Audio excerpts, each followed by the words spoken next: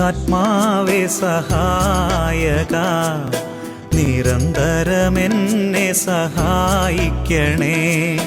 നിത്യവും കൂടെ വസിക്കുന്നോനേ, അഭിഷേകത്തിൻ അഗ്നി നിറച്ചിടണേ.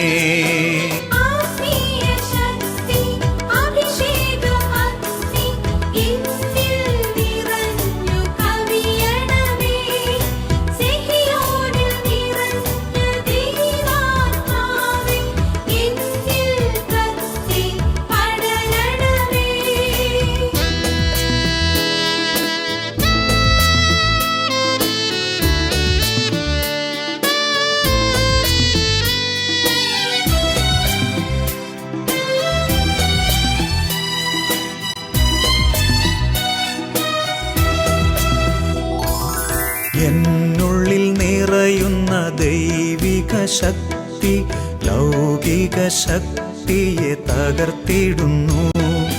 പാപനീതി ന്യായ ബോധ്യങ്ങൾ ഹൃത്തിൽ നിറച്ചെന്നെ അഭിഷേചിക്കൂ. പരിശുദ്ധാത്മാവേ സഹായക, നിരന്തരമെന്നെ സഹായിക്കണേ.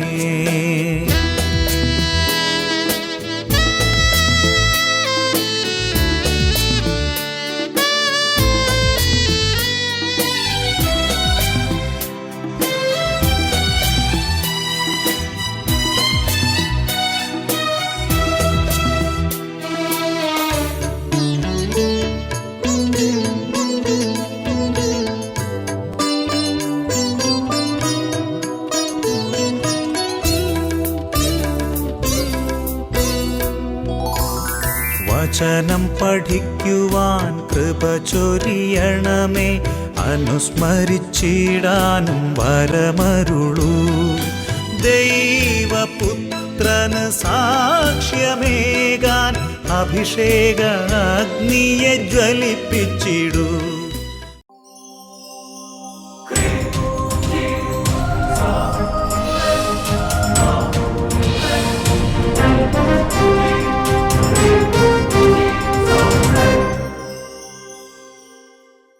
നല്ല ഉറക്കെ പറഞ്ഞേ ഹല്ലേലൂയ, ഹല്ലേലൂയ. പ്രിയപ്പെട്ട ദൈവമക്കളെ, ഇന്ന് നമ്മൾ ചിന്തിക്കാൻ വേണ്ടി ഈശോ തന്നിരിക്കുന്ന ഒരു ബോധ്യം, സഭാപിതാക്കന്മാർ ദൈവവചനത്തെ ധ്യാനിച്ച് സഭാപിതാക്കന്മാർ രൂപീകരിച്ച ഒരു ആപ്തവാക്യമുണ്ട്. ദൈവമേ, ദൈവവചനമാകുന്ന അത്ഭുതത്തെ ഓർത്ത് ഞാൻ അങ്ങയെ സ്തുതിക്കുന്നു. ദൈവവചനമാകുന്ന അത്ഭുതം. പ്രിയപ്പെട്ട ദൈവമക്കളെ, നമ്മൾ ഇനിയും അത് ഗ്രഹിച്ചിട്ടില്ല. ദൈവവചനമാകുന്ന അത്ഭുതം. റോമാലേഖനം 9-ാം അധ്യായം 6-ാം തിരുലിഖിതത്തിൽ വായിക്കുന്നത് എങ്ങനെയാണ്? ദൈവത്തിൻ്റെ വചനം ഒരിക്കലും പരാജയപ്പെട്ടിട്ടില്ല. ഒരിക്കലും പരാജയപ്പെടാത്ത ദൈവത്തിൻ്റെ വചനം. വെളിപാട് പുസ്തകത്തിൽ ദൈവത്തിൻ്റെ വചനത്തെക്കുറിച്ച് വിവരിച്ച് കൊണ്ടുവന്നിട്ട് പറയുകയാണ്, അവൻ്റെ സർവശക്തമായ ദൈവത്തിൻ്റെ വചനം. വെളിപാട് പുസ്തകം ദൈവവചനത്തെ പറയണത് സർവശക്തമായ ദൈവവചനം. യേശു ദൈവവചനത്തെക്കുറിച്ച് യോഹന്നാൻ്റെ സുവിശേഷം 6-ാം അധ്യായം 63-ാമത്തെ തിരുലിഖിതത്തിൽ പറയുന്നത് എങ്ങനെയാണ്? ആത്മാവാണ് ജീവൻ നൽകുന്നത്, ശരീരം ഒന്നിനും ഉപകരിക്കുന്നില്ല. ഞാൻ നിങ്ങളോട് പറഞ്ഞ വാക്കുകൾ ആത്മാവും ജീവനുമാണ്. ദൈവത്തിൻ്റെ ജീവനാണ് ദൈവവചനം. ദൈവത്തിൻ്റെ ആത്മാവാണ് ദൈവവചനത്തിലൂടെ നമ്മുടെ ഉള്ളിലേക്ക് പ്രവേശിക്കുന്നത്. നിങ്ങൾ വചനം കേട്ടുകൊണ്ടിരിക്കുമ്പോൾ ഒരാശയമല്ല ഉള്ളിലേക്ക് പ്രവേശിക്കുന്നത്. പ്രിയപ്പെട്ട ദൈവമക്കളെ, ഒരു വ്യക്തി ദൈവവചനം കേൾക്കുന്ന സമയത്ത് ദൈവത്തിൻ്റെ ജീവനും ദൈവത്തിൻ്റെ ആത്മാവും ഉള്ളിലേക്ക് പ്രവേശിക്കുകയാണ്. അതുകൊണ്ടാണ് വചനം പ്രഘോഷിച്ചുകൊണ്ടിരിക്കുമ്പോൾ അനവധി രോഗികൾ സൗഖ്യം പ്രാപിക്കുന്നു. വചനം പ്രഘോഷിച്ചുകൊണ്ടിരിക്കുമ്പോൾ പല ദുർസ്വഭാവങ്ങൾ അപ്രത്യക്ഷമാകുന്നു, നവീകരിക്കപ്പെടുന്നു, പുതിയ ഹൃദയം ലഭിക്കുന്നു, പരിശുദ്ധാത്മാവ് നിറയുന്ന അനുഭവങ്ങൾ ഉണ്ടാകുന്നു. ഉച്ചത്തിൽ പറയാം ഹല്ലേലൂയ, ഹല്ലേലൂയ. പ്രിയപ്പെട്ട സഹോദരങ്ങളെ, ഇന്നും ദൈവവചനത്തെക്കുറിച്ച് നമ്മൾ വേണ്ടതുപോലെ ഗ്രഹിക്കുകയോ വേണ്ടതുപോലെ അതിനെ പരിഗണിക്കുകയോ ചെയ്യുന്നില്ല എന്നുള്ളതൊരു സത്യമാണ്. ദൈവം വിശുദ്ധ ലിഖിതങ്ങളിൽ ദൈവം നമ്മുടെ ജീവിതത്തിൽ നമ്മളെ ഭാരപ്പെടുത്താൻ വേണ്ടി അല്ല ദൈവവചനം തന്നിരിക്കുന്നതെന്ന് വ്യക്തമാക്കി തന്നിട്ടുണ്ട്. എന്തിനു വേണ്ടിയാണ് ദൈവം നമുക്ക് ദൈവവചനം നൽകിയിരിക്കുന്നത്? നമ്മുടെ പാദങ്ങൾക്ക് വിളക്ക്, നമ്മുടെ വഴികളിൽ പ്രകാശം, നമ്മുടെ ആത്മാവിൽ ജീവൻ, നമ്മുടെ ഹൃദയത്തിൽ നവീകരണം വരുത്തുന്ന ദൈവശക്തി, അതുപോലെ തന്നെ നമ്മുടെ അനുദിന ജീവിതത്തിലെ പ്രശ്നങ്ങളിലും നമ്മുടെ ഓരോരുത്തരുടെയും ഓരോ തരത്തിലുള്ള അധ്വാനങ്ങളിലെ വിജയവുമാണ് ദൈവത്തിൻ്റെ വചനം. ദൈവവചനം സങ്കീർത്തന പുസ്തകത്തിൽ 1-ാം അധ്യായം 2-3 തിരുലിഖിതങ്ങളിൽ നമുക്ക് വെളിപ്പെടുത്തി തരുന്ന ഒരു സംഗതിയുണ്ട്. സങ്കീർത്തന പുസ്തകം 1-ാം അധ്യായം 2-3 തിരുലിഖിതങ്ങൾ അവിടെ വചനം പഠിപ്പിക്കുകയാണ്, അവൻ്റെ ആനന്ദം കർത്താവിൻ്റെ നിയമത്തിലാണ്, രാവും പകലും അവൻ അതിനെക്കുറിച്ച് ധ്യാനിക്കുന്നു. രാവും പകലും അതിനെക്കുറിച്ച് ഏതിനെക്കുറിച്ച്? ദൈവവചനം പറയാണ് അവൻ്റെ ആനന്ദം കർത്താവിൻ്റെ നിയമത്തിൽ. കർത്താവിൻ്റെ നിയമം എന്ന് പറഞ്ഞാൽ കർത്താവിൻ്റെ വചനം. കർത്താവിൻ്റെ വചനം. അവൻ്റെ ആനന്ദം കർത്താവിൻ്റെ നിയമത്തിലാണ്, കർത്താവിൻ്റെ വചനത്തിലാണ്. രാവും പകലും അവൻ അതിനെക്കുറിച്ച് ധ്യാനിക്കുന്നു. നീർച്ചാലിനരികെ നട്ടതും യഥാകാലം ഫലം തരുന്നതുമായ വൃക്ഷം പോലെയാണ് അവൻ. അവൻ്റെ പ്രവൃത്തികൾ സഫലമാകുന്നു. അവൻ്റെ പ്രവൃത്തികൾ സഫലമാകുന്നു. He prospers in all what he does. അവൻ ചെയ്യുന്ന എല്ലാ കാര്യങ്ങളിലും അവന് ഉയർച്ചയുണ്ടാകും. ഇന്ന് നമ്മുടെ ഒരു വേദനയാണ്, ഒരു അഭിവൃദ്ധിയില്ല, ഒരു ഉയർച്ചയില്ല. ദൈവം തിരസ്കരിച്ചതുപോലെ തോന്നുകയാണ്. ദൈവം തിരസ്കരിച്ചതുപോലെ തോന്നുകയാണ്. എന്താ ദൈവം തിരസ്കരിച്ചതുപോലെ തോന്നാൻ കാരണം? ദൈവം തിരസ്കരിച്ചതുപോലെ തോന്നാൻ കാരണം വചനത്തെ തിരസ്കരിച്ചു എന്നുള്ളതാണ് ഒരു കാരണം. ഹോസിയയുടെ പുസ്തകത്തിൽ 4-ാം അധ്യായത്തിലെ 2-ാമത്തെ ഭാഗം, അജ്ഞത നിമിത്തം എൻ്റെ ജനം നശിക്കുന്നു, നീ വിജ്ഞാനം തിരസ്കരിച്ചത് കൊണ്ട് എൻ്റെ പുരോഹിതനായിരിക്കുന്നതിൽ നിന്ന് നിന്നെ ഞാൻ തിരസ്കരിക്കുന്നു. നീ നിൻ്റെ ദൈവത്തിൻ്റെ കൽപ്പന വിസ്മരിച്ചത് കൊണ്ട് നിൻ്റെ സന്തതികളെയും ഞാൻ വിസ്മരിച്ച് കളയുന്നു.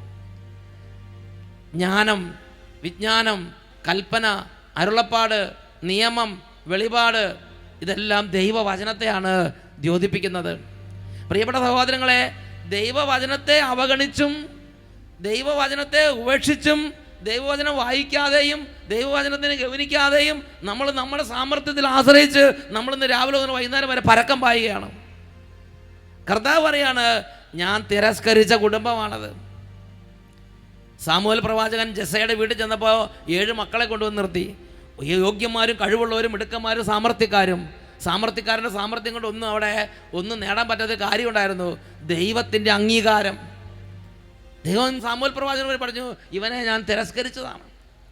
പ്രിയപ്പെട്ട സഹോദരങ്ങളെ, ജീവിക്കുന്ന ദൈവത്തിൻ്റെ വചനം തിരസ്കരിച്ചുള്ള ഒരു ജീവിതമാണ് ഇന്ന് ഞാനും നിങ്ങൾ നയിച്ചുകൊണ്ടിരിക്കുന്നതെങ്കിൽ ദൈവത്തിൻ്റെ വചനം ദൈവമക്കൾക്ക് വെളിപ്പെടുത്തി തരികയാണ്, നീ എൻ്റെ കൽപ്പന വിസ്മരിച്ചു, നീ എൻ്റെ ജ്ഞാനം തിരസ്കരിച്ചു, അതുകൊണ്ട് തിരസ്കരിക്കപ്പെട്ട ഒരു അന്തരീക്ഷത്തിലാണ് നീ ഇന്ന് നീങ്ങിക്കൊണ്ടിരിക്കുന്നത്. ജോഷുവയുടെ അടുത്ത് ദൈവം പ്രത്യക്ഷപ്പെട്ടു. ദൈവം ജോഷുവയ്ക്ക് നൽകുന്നൊരു വളരെ പ്രധാനപ്പെട്ട നിർദ്ദേശമുണ്ട്. അതാണ് 1-ാം അധ്യായം 7-8 തിരുലിഖിതങ്ങൾ. ജോഷുവയുടെ പുസ്തകം 1-ാം അധ്യായം 7-8 തിരുലിഖിതങ്ങൾ. അവിടെ നമ്മൾ വായിക്കുന്നത് എങ്ങനെയാണ്? എൻ്റെ ദാസനായ മോശ നൽകിയിട്ടുള്ള എല്ലാ നിയമങ്ങളും അനുസരിക്കുകയും ശക്തനും ധീരനും ആയിരിക്കുകയും ചെയ്യുക. എൻ്റെ ദാസനായ മോശ നൽകിയുള്ള എല്ലാ നിയമങ്ങളും, എല്ലാ നിയമം എന്ന് പറഞ്ഞാൽ നമ്മൾ റൂൾസ് അല്ല ഉദ്ദേശിക്കുന്നത്, ദൈവവചനം. അവയിൽ നിടംബലം വ്യതിചലിക്കരുത്. നിന്റെ ഉദ്യമങ്ങളിലെല്ലാം നീ വിജയിക്കും. ജോഷുവ വിജയം വരിക്കാൻ ദൈവം ജോഷുവയ്ക്ക് കൊടുത്ത ഒരു നിർദ്ദേശമാണ്, നിന്റെ ഉദ്യമങ്ങളിലെല്ലാം നീ വിജയിക്കും. വീണ്ടും ദൈവം പറയുകയാണ്, ന്യായപ്രമാണ ഗ്രന്ഥം അവ എപ്പോഴും നിന്റെ അധരത്തിലുണ്ടായിരിക്കണം. അതിലെഴുതിയിരിക്കുന്നതെല്ലാം പാലിക്കാൻ നീ ശ്രദ്ധിക്കണം. അതിനെക്കുറിച്ച് രാവും പകലും നീ ധ്യാനിക്കണം. അപ്പോൾ നീ അഭിവൃദ്ധി പ്രാപിക്കുകയും വിജയം വരിക്കുകയും ചെയ്യും. അപ്പം നമ്മൾ ദിവസവും ദൈവവചനം വായിക്കുന്നതും ദിവസവും ദൈവവചനം ധ്യാനിക്കുന്നതും ദിവസവും ദൈവവചനം ഹൃദയസ്ഥമാക്കുന്നതും നമ്മുടെ തന്നെ ജീവിത വിജയത്തിന് ദൈവം വച്ചിട്ടുള്ള ഒരു വഴിയാണത്. നമ്മുടെ സാമർഥ്യം, നമ്മുടെ കഴിവ്, നമ്മുടെ മിടുക്ക്, നമ്മുടെ നോട്ടവാശി എല്ലാം ഉണ്ട്. ദൈവം വിശുദ്ധ ലിഖിതങ്ങളുള്ള ദൈവം നമുക്ക് വെച്ചിരിക്കുന്ന ഒരു വഴിയാണത്. നീ ദൈവവചനം കേൾക്കണം, നീ ദൈവവചനം കയ്യിലെടുക്കണം, നീ ദൈവവചനം ശ്രവിക്കണം, നീ ധ്യാനിക്കണം, നീ അതിനെക്കുറിച്ച് മനനം ചെയ്യണം, നീ അത് മനഃപ്പാഠമാക്കണം, നീ അത് പറയണം, നീ 10 പേർക്ക് അത് വിതരണം ചെയ്യണം, നീ ദൈവവചനത്തോട് ബന്ധപ്പെട്ട ഒരു ജീവിതം നയിക്കണം. ഇത് നമ്മുടെ വ്യക്തിപരമായ ജീവിതത്തിൻ്റെ നമ്മൾ ചെയ്യുന്ന എല്ലാ കാര്യങ്ങളിലും ഇതിൻ്റെ ഒരു ഇൻഫ്ലുവൻസ്, ഇതിൻ്റെ ഒരു സ്വാധീനം ഉണ്ടായിരിക്കുമെന്ന് ദൈവവചനം നമുക്ക് വെളിപ്പെടുത്തി തരികയാണ്. ദൈവവചനത്തിന് വേണ്ടി ഒരു വിശപ്പും ഒരു ദാഹവും ഉണ്ടാകണം. We must have A passionate love for word of God. ഒരു പാഷൻ, അതിനുവേണ്ടി ഒരു പാഷനേറ്റ് ആയിട്ടുള്ള ഒരു ആഗ്രഹം നമ്മുടെ ഉള്ളിലുണ്ടാകണം.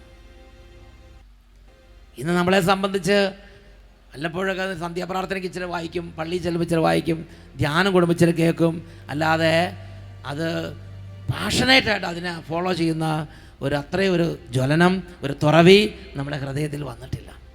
ഒന്ന് വെച്ചത് പറഞ്ഞ ഹല്ലേലൂയ, ഹല്ലേലൂയ.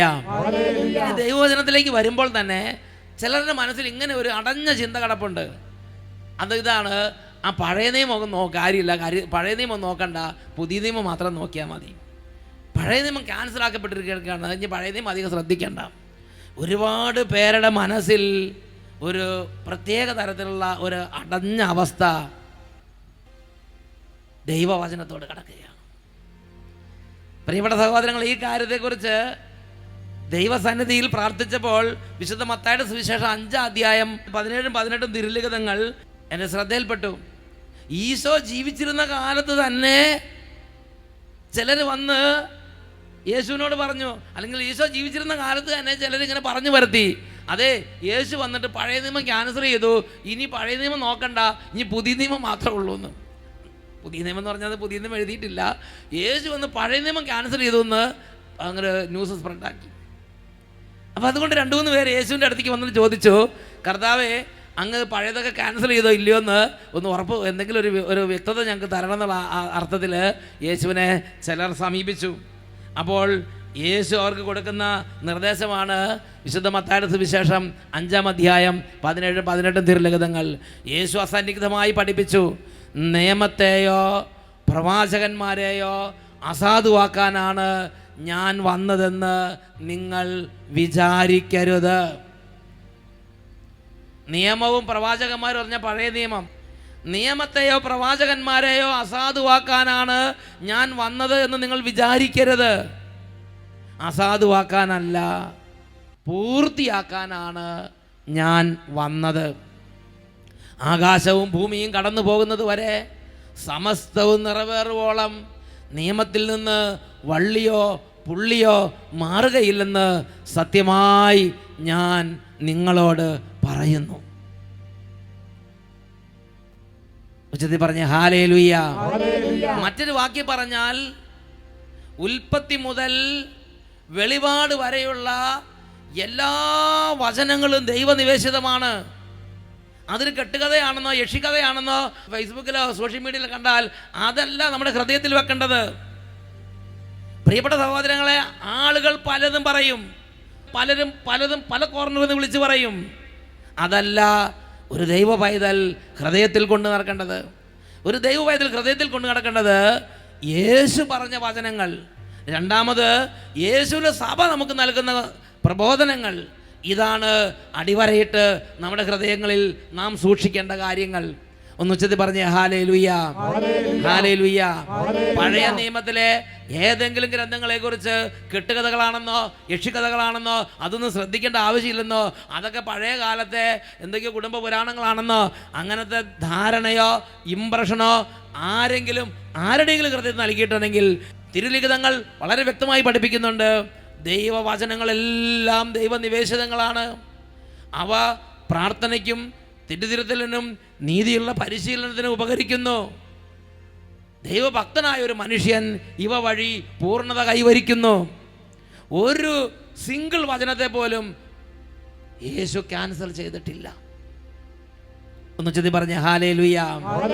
അതിനെക്കുറിച്ച് കത്തോലിക്ക സഭ വളരെ കാലം ഗൗരവത്തിൽ ചിന്തിച്ച് വളരെ ഈടുറ്റ പ്രബോധനങ്ങൾ നൽകിയിട്ടുണ്ട്. കത്തോലിക്ക സഭയുടെ മതബോധന ഗ്രന്ഥത്തിൽ 121 ഖണ്ഡിക തൊട്ട് 140 ഖണ്ഡിക വരെ വളരെ ദീർഘമായ പ്രതിപാദനങ്ങൾ നമുക്ക് അതിനെക്കുറിച്ച് കാണാൻ സാധിക്കും. 121 ഖണ്ഡികയിൽ നമ്മൾ വായിക്കുന്നത് ഇങ്ങനെയാണ്: വിശുദ്ധ ഗ്രന്ഥത്തിൻ്റെ അപരിത്യാജ്യ ഘടകമാണ് പഴയ നിയമം. അതിലെ പുസ്തകങ്ങൾ ദൈവനിവേശിതങ്ങളും സനാതന മൂല്യമുള്ളവയും ആണ്. കാരണം പഴയ ഉടമ്പടി ഒരിക്കലും റദ്ദാക്കപ്പെട്ടിട്ടില്ല. സഭാ പ്രബോധനത്തിൽ 121 ഖണ്ഡികയിൽ സഭ അസന്നിഗ്ധമായി പഠിപ്പിക്കുകയാണ്, ഒരു വചനവും റദ്ദാക്കപ്പെട്ടിട്ടില്ല. ഉൽപ്പത്തിയിലെ ആദ്യത്തെ വചനം തൊട്ട് വെളിപാടിൻ്റെ അവസാനത്തെ വചനം വരെ എല്ലാ വചനങ്ങളും ദൈവനിവേശിതമാണ്. എല്ലാ വചനങ്ങളെയും യഥാർത്ഥ ദൈവവചനമായി തന്നെ ഞാനും നിങ്ങൾ സ്വീകരിക്കണം. ചിലതിന് ചില പ്രാധാന്യം കൂടുതൽ, ചിലതിന് ചില പ്രാധാന്യം കുറവ്. അങ്ങനത്തെ ഒരു ഇംപ്രഷൻ നമ്മുടെ ഉള്ളിലുണ്ടെങ്കിൽ അത് കഴുകിക്കളയണം. 123 ഖണ്ഡിക 123 ഖണ്ഡികയിൽ സഭ വളരെ ശക്തിയുക്തം പറയുന്നൊരു കാര്യമുണ്ട്. ക്രിസ്ത്യാനികൾ പഴയ നിയമത്തെ യഥാർത്ഥ ദൈവവചനമായി ആദരിക്കുന്നു. പുതിയ നിയമം പഴയ നിയമത്തെ റദ്ദാക്കിയെന്ന നാട്യത്തിൽ പഴയ നിയമത്തെ നിരാകരിക്കുന്ന ചിന്താഗതിയെ സഭ എന്നും ശക്തമായി എതിർത്ത് തോൽപ്പിച്ചിട്ടുണ്ട്. ആ ചിന്താഗതിയുടെ പേരാണ് മാർസിയോണിസം. ഇന്ന് പലരുടെ ഉള്ളിലിരിക്കുന്നത് ഈ മാർസിയോണിസമാണ്. എന്താ മാർസിയോണിസം? പുതിയ നിയമം വന്നപ്പോൾ പഴയ നിയമം ക്യാൻസലായി, കാര്യമായിട്ട് നോക്കണ്ട, പുതിയ നിയമം നോക്കിയാൽ മതി എന്നുള്ള ചിന്താഗതി. അച്ഛൻ നിങ്ങളുടെ വായിക്കാം 123 ഖണ്ഡിക. ക്രിസ്ത്യാനികൾ പഴയ നിയമത്തെ യഥാർത്ഥ ദൈവവചനമായി ആദരിക്കുന്നു. പുതിയ നിയമം പഴയ നിയമത്തെ റദ്ദാക്കിയെന്ന നാട്യത്തിൽ പഴയ നിയമത്തെ നിരാകരിക്കുന്ന ചിന്താഗതിയെ സഭ എന്നും ശക്തമായി എതിർത്ത് തോൽപ്പിച്ചിട്ടുണ്ട്. വീണ്ടും സഭ ഇതിനെക്കുറിച്ച് പഠിപ്പിക്കുന്നതാണ്. അപ്പസ്തോലിക കാലത്തും അതിനുശേഷം പാരമ്പര്യത്തിലും നിരന്തരമായി ഇരു നിയമങ്ങളിലും അടങ്ങിയിരിക്കുന്ന ദൈവിക പദ്ധതിയുടെ ഐക്യം സഭ വ്യക്തമാക്കിയിട്ടുണ്ട്. അപ്പസ്തോലിക കാലത്ത് പത്രോസ് അപ്പോസ്തലൻ പ്രസംഗിക്കുമ്പോൾ ആദ്യത്തെ കാലത്ത് തുടങ്ങി അബ്രാഹത്തിൻ്റെ കാലം തുടങ്ങി എല്ലാം വിവരിച്ച് പ്രസംഗിക്കുന്ന ഭാഗം നമുക്ക് കാണാൻ പറ്റും. എസ്തഫാനോസിൻ്റെ പ്രസംഗം എടുത്ത് നോക്കുക. ആദിമസഭ ഇരു നിയമങ്ങളും, അതായത് യേശു പഠിപ്പിച്ച പ്രബോധനങ്ങളും പഴയ നിയമവും ഇരു കാര്യങ്ങൾ രണ്ടും നന്നായിട്ട് ഉപയോഗിച്ച് ദൈവമക്കളെ ഉത്ബോധിപ്പിച്ചിരുന്നു. ഒന്ന് ചെത്തി പറഞ്ഞേ ഹല്ലേലൂയ, ഹല്ലേലൂയ. 123 ഖണ്ഡികയിൽ വീണ്ടും സഭ പഠിപ്പിക്കുന്നത് എങ്ങനെയാണ്? പഴയ നിയമത്തിന് ദൈവിക വെളിപാട് എന്ന നിലയിൽ അതിൽ തന്നെ പ്രാധാന്യമുണ്ട് എന്ന് നമ്മുടെ കർത്താവ് തന്നെ സ്ഥിരീകരിച്ചുള്ള വസ്തുത നാം മറക്കരുത്. അതായത് ചില ആളുകൾ പറയണമെന്നറിയോ, പുതിയ നിയമത്തിനുള്ള ആമുഖമാണ് പഴയ നിയമം. ഒരു വീട് വെച്ചാൽ വീടിന് ഉമ്മറപ്പടി അല്ലേ, ഉമ്മറപ്പടി പോലെ പഴയ നിയമം പുതിയ നിയമത്തിൻ്റെ ആമുഖമാണ് എന്നാണ് ചിലർ ചിന്തിച്ച് വെച്ചിരിക്കുന്നത്. അങ്ങനെ ഒരു ആമുഖം പോലെ അത്ര വില കുറച്ച് കാണേണ്ടതല്ല പഴയ നിയമം. അതുകൊണ്ട് നമ്മുടെ ഞായറാഴ്ച സൺഡേ ലിറ്റർജിയിൽ നമുക്കറിയാം, പണ്ട് കാലത്ത് ഞങ്ങൾ 80-ലൊക്കെ ഞങ്ങൾ സ്കൂളിൽ പഠിക്കുന്ന കാലത്ത് പുതിയ നിയമം മാത്രമേ വായിച്ചിരുന്നുള്ളൂ. എന്നാൽ പിന്നീട് സഭ അത് മാറ്റി പഴയ നിയമവും പുതിയ നിയമവും വായിച്ച് സൺഡേ ലിറ്റർജി ശരിക്കും സെലിബ്രേറ്റ് ചെയ്യുന്ന ഒരു രീതിയിലേക്ക് തിരുസഭ കടന്നു വന്നത് നമുക്കറിയാവുന്ന കാര്യമാണ്. ഒന്ന് ചെത്തി പറഞ്ഞേ ഹല്ലേലൂയ. മാത്രമല്ല തിരുസഭ ഇന്ന് വിശുദ്ധ കുർബാനയെ എങ്ങനെ ആദരിക്കുന്നുവോ അതുപോലെയാണ് ദൈവവചനത്തെ സഭ ഇന്ന് ആദരിക്കുന്നത്. സഭയുടെ ഔദ്യോഗിക പ്രബോധനം ഇന്ന് അതിനങ്ങനെയാണ് മാനിക്കുന്നത്. എന്നാൽ നമ്മൾ നമ്മുടെ കുടുംബത്തിലെ സ്ഥിതി ചിന്തിച്ച് നോക്ക്. ആ പ്രബോധനം നമ്മുടെ കുടുംബത്തിലേക്ക് എത്തിയോ? പരിശുദ്ധ കുർബാന നമ്മുടെ വീട്ടിൽ കൊണ്ടുവന്നാൽ എന്നതുപോലെ ഒരു സ്നേഹവും ഒരു താല്പര്യവും ഒരു തുറവിയും വിശുദ്ധ വചനങ്ങളോട് നമുക്ക് തോന്നുന്നുണ്ടോ? പ്രിയപ്പെട്ട സഹോദരങ്ങൾ, ഇവിടെ ഇരിക്കുന്ന അനേകം പേർക്ക് അങ്ങനെ തോന്നുന്നുണ്ടെന്നുള്ളത് ഒരു സന്തോഷകരമായ കാര്യമാണ്. എന്നാലും ജനറലായി വളരെ വലിയൊരു അപജയം ഈ മണ്ഡലത്തിലുണ്ടെന്നുള്ളത് സത്യമാണ്. ദൈവത്തിൻ്റെ വചനത്തെ അടിസ്ഥാനപ്പെടുത്തി സഭ പഠിപ്പിക്കുകയാണ്, പഴയ നിയമത്തിന് ദൈവിക വെളിപാട് എന്ന നിലയിൽ അതിൽ തന്നെ പ്രാധാന്യമുണ്ട് എന്ന് നമ്മുടെ കർത്താവ് തന്നെ സ്ഥിരീകരിച്ചുള്ള വസ്തുത നാം മറക്കരുത്. ഇതിനു പുറമെ പഴയ നിയമത്തിൻ്റെ വെളിച്ചത്തിൽ പുതിയ നിയമം വായിക്കപ്പെടേണ്ടതാണ്. ആദിമകാലത്തെ ക്രൈസ്തവ മതബോധനം പഴയ നിയമത്തെ നിരന്തരം പ്രയോജനപ്പെടുത്തിയിരുന്നു. ആദിമസഭ, ആദിമ ക്രിസ്ത്യാനികൾ പഴയ നിയമം നിരന്തരം പ്രയോജനപ്പെടുത്തിയിരുന്നു. അടുത്തത്, ഒരു പുരാതന സൂക്തം അനുസരിച്ച് പുതിയത് പഴയതിൽ ഒളിഞ്ഞിരിക്കുന്നു, പഴയത് പുതിയതിൽ വ്യക്തമാകുന്നു. ഇവ രണ്ടും അന്യോന്യം പ്രകാശിപ്പിക്കുന്നു. പുതിയത് പഴയതിൽ ഒളിഞ്ഞിരിക്കുന്നു, പഴയത് പുതിയതിൽ കൂടുതൽ വ്യക്തമാകുന്നു. രണ്ടും യഥാർത്ഥ ദൈവവചനങ്ങളാണ്. 140 ഖണ്ഡിക, പഴയ നിയമത്തിൻ്റെയും പുതിയ നിയമത്തിൻ്റെയും ഐക്യത്തിന് നിദാനം ദൈവിക പദ്ധതിയുടെയും ദൈവിക വെളിപാടുകളുടെയും ഐക്യമാണ്. പഴയ നിയമം പുതിയ നിയമത്തിന് വഴിയൊരുക്കുന്നു, പുതിയ നിയമമാകട്ടെ പഴയ നിയമത്തെ പൂർത്തീകരിക്കുന്നു. ഇവ രണ്ടും അന്യോന്യം പ്രകാശിപ്പിക്കുന്നു.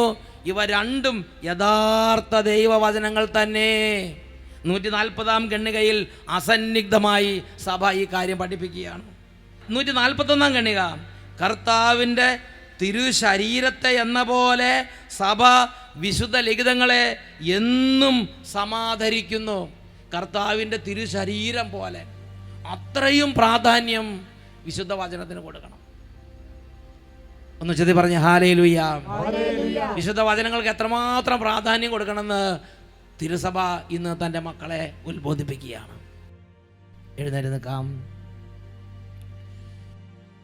ഏതെങ്കിലും കാലഘട്ടത്തിൽ ദൈവവചനങ്ങളെക്കുറിച്ച് കെട്ടുകഥയാണെന്നോ ഏതെങ്കിലും പുസ്തകം യക്ഷിക്കഥയാണെന്നോ അങ്ങനെയൊക്കെ പറയുകയോ ആരെങ്കിലും എവിടെയെങ്കിലും എഴുതിയത് കണ്ടിട്ട് അതങ്ങനെ മറ്റുള്ളവരെ പഠിപ്പിക്കുകയൊക്കെ ചെയ്തിട്ടുണ്ടെങ്കിൽ, പ്രിയപ്പെട്ട സഹോദരങ്ങളെ, ഇന്ന് ഒരുപക്ഷെ നിങ്ങൾക്ക് പലതരത്തിലുള്ള സോഷ്യൽ മീഡിയയിലൂടെ പലതരത്തിലുള്ള കാര്യങ്ങൾ നിങ്ങൾ കാണുകയും കേൾക്കുകയൊക്കെ ചെയ്യുന്നുണ്ടായിരിക്കും.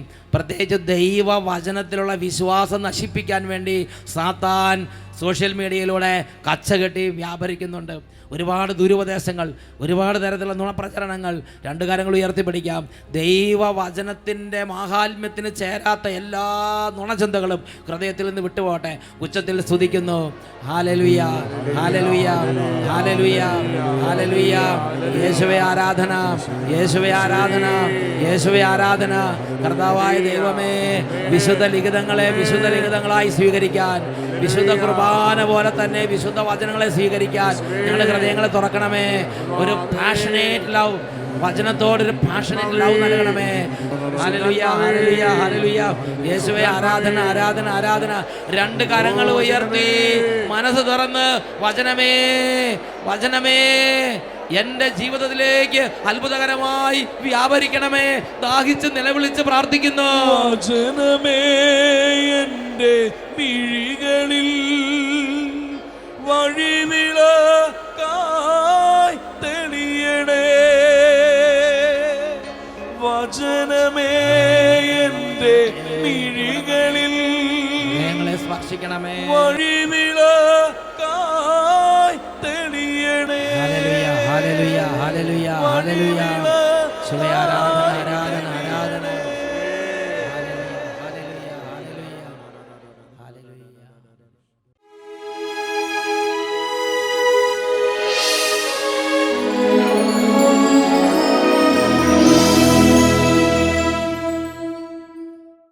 പ്രിയപ്പെട്ട ദൈവമക്കളെ, ഈ സമയം പരിശുദ്ധ കുർബാനയുടെ സന്നിധിയിൽ മുട്ടുമേൽ നിന്ന് നമ്മുടെ ജീവിതം പൂർണ്ണമായി യേശുവിന് സമർപ്പിക്കാം.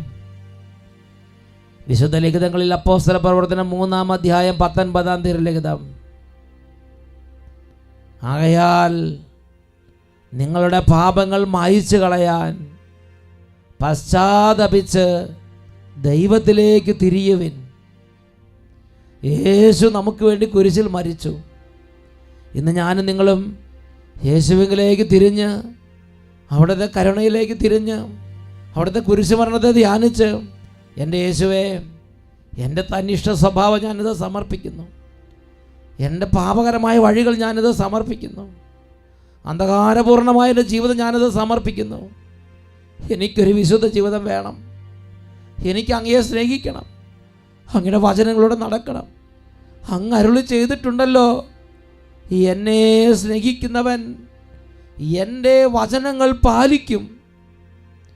എന്നെ സ്നേഹിക്കുന്നവൻ എൻ്റെ വചനങ്ങൾ പാലിക്കും. അങ്ങയുടെ വചനങ്ങളെ പാലിക്കാൻ വേദന എടുക്കണം. അതിനുവേണ്ടി എൻ്റെ ജീവിതം അർപ്പിക്കണം. എന്നെ സഹായിക്കണമേ. 2 കരങ്ങൾ ഈശോയുടെ സന്നിധിയിലേക്ക് ഉയർത്തിപ്പിടിക്കുക. അനേകം വ്യക്തികൾ സൗഖ്യം പ്രാപിക്കുന്ന സമയമാണിത്. രോഗികൾ ഈശോയിലേക്ക് നോക്കി കരയുക. ബെത്സൈദ കുളക്കരയിൽ കരഞ്ഞ നിസ്സഹായരായ മനുഷ്യനെ പോലെ വലിയ ഭാരങ്ങളും വേദനകളോടും കൂടി ഇരിക്കുന്ന മക്കളെല്ലാം ഇപ്പോൾ കർത്താവിനെ വിളിക്കുക. യേശുവേ യേശുവേ എന്ന് ഉച്ചത്തിൽ വിളിക്കുക. കരങ്ങൾ ഉയർത്തുക, സ്തുതിക്കുന്നു. ഹല്ലേലൂയ. യേശുവേ യേശുവേ യേശുവേ യേശുവേ യേശുവേ യേശുവേ. കൈകൾ ഉയർത്തി എല്ലാ മക്കളും വിളിക്കുന്നു. ഇതാ ഈശോയിൽ നിന്ന് ശക്തി പുറപ്പെട്ട് അനേകം ജീവിതങ്ങളെ വിടുവിക്കുന്നു. Hallelujah hallelujah. യേശുവേ യേശുവേ യേശുവേ യേശുവേ യേശുവേ യേശുവേ യേശുവേ യേശുവേ.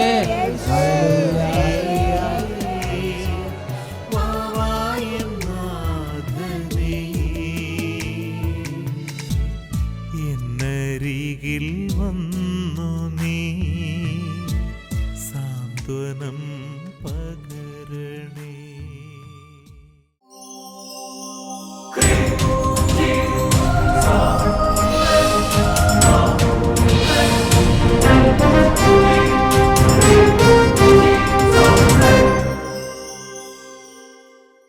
ജീവനേകും ആത്മാവേ, പുതുജീവിതമേകും ആത്മാവേ, തീയായി മാറാൻ എന്നിൽ അഗ്നി അയക്കണമേ.